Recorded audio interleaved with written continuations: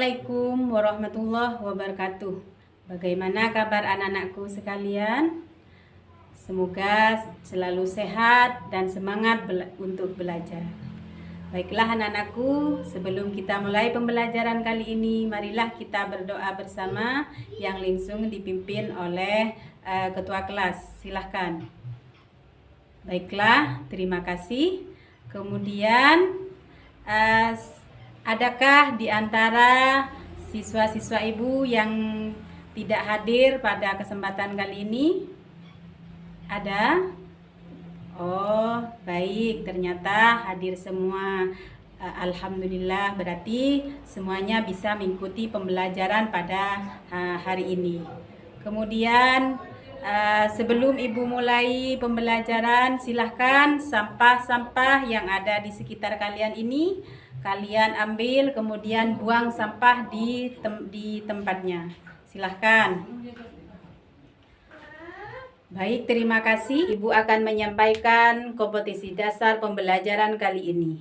Yang pertama, menganalisis makna, penyebab, bahaya, dan cara menghindari sifat tercela, hubud dunya, hasad, ujub, sombong, riya, dan sifat-sifat turunannya. Dan yang kedua, menyajikan hasil analisis makna, penyebab, bahaya, dan bagaimana cara menghindari akhlak tercela atau sifat tercela, hubud dunya, hasad, ujub, riya, sombong, dan sifat-sifat turunannya.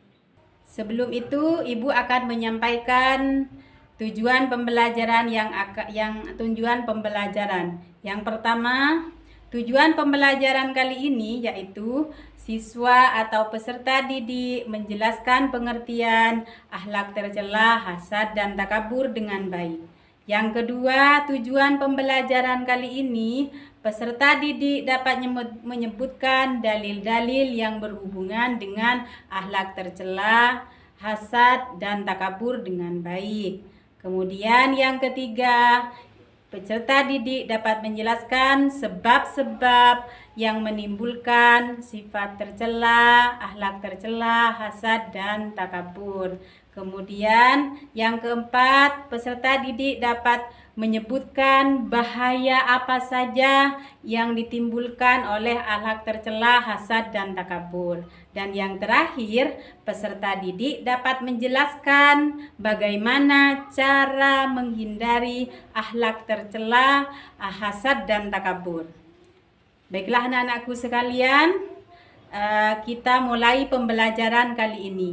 Sebelum ibu mulai, ibu akan bertanya, adakah di antara kalian ini yang masih ingat pembelajaran sebelumnya? Oh, ada. Ayo silahkan selfie. Tentang hubud dunya. Apa arti hubud dunya? Ayo Roni silahkan. Oh iya, terima kasih, jawabannya bagus. Hubud dunya itu cinta dunia atau menjadikan dunia sebagai tujuan utama. Coba ada yang bisa menyebutkan ciri-cirinya hubud dunya? Ada yang masih ingat? Ada? Oh ya, silahkan Aida. Oh ya, terima kasih, jawabannya bagus. Jadi ciri-ciri dari hubud dunya yaitu menjadikan dunia sebagai tujuan utama. Yang kedua, suka mengumpulkan harta benda. Dan yang ketiga, kikir. Dan yang keempat, serakah atau rakus. Dan yang kelima, tidak mensyukuri nikmat yang sedikit. Itulah sekilas tentang pelajaran sebelumnya. Baiklah anak-anakku sekalian, sebelum ibu mulai, silahkan kalian yang sudah ibu bentuk minggu yang lalu membentuk kelompok, silahkan kelompok A, B, C, D. Silahkan kalian berkelompok untuk mengamati peta konsep dan video yang akan ibu tayangkan. Silahkan.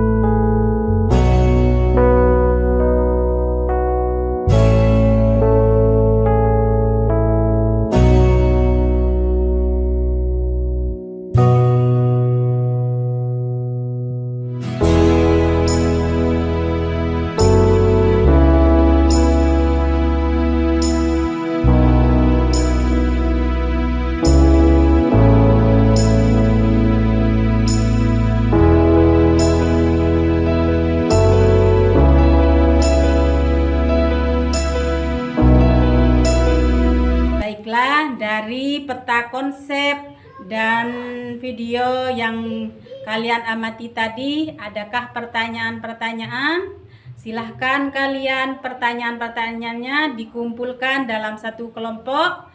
Kemudian kalian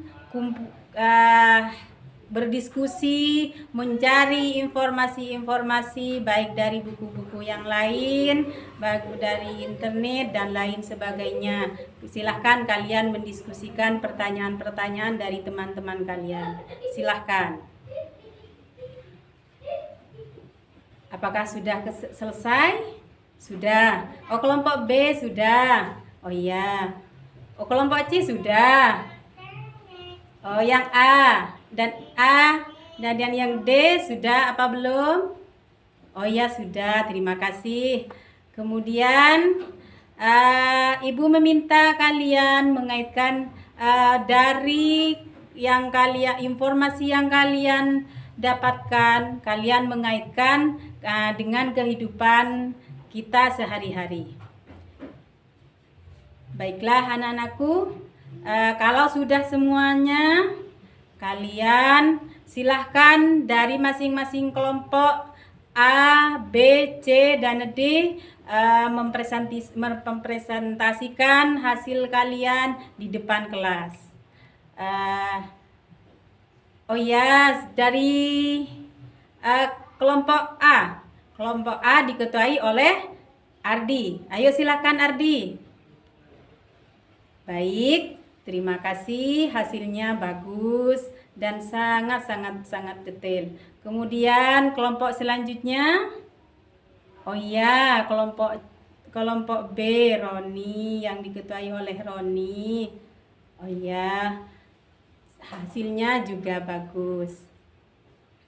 Selanjutnya dari kelompok C, yang diketuai oleh Selfie, sudah, dan hasilnya juga bagus. Dan yang terakhir kelompok D, oh ya, hasilnya juga sangat bagus. Ibu sangat berterima kasih karena kalian ternyata bisa bekerja sama dengan baik.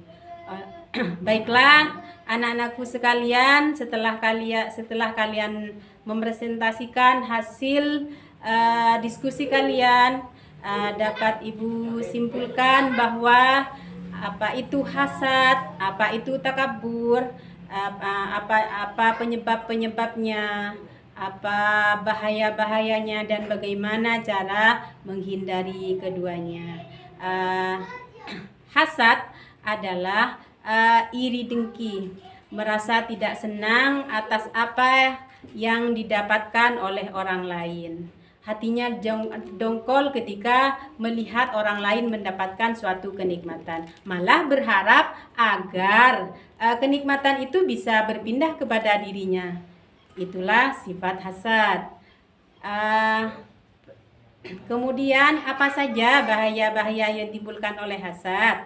Yang pertama, adanya rasa permusuhan dan kebencian. Yang kedua, tidak bersyukur. Dan yang ketiga, perasaan tinggi diri.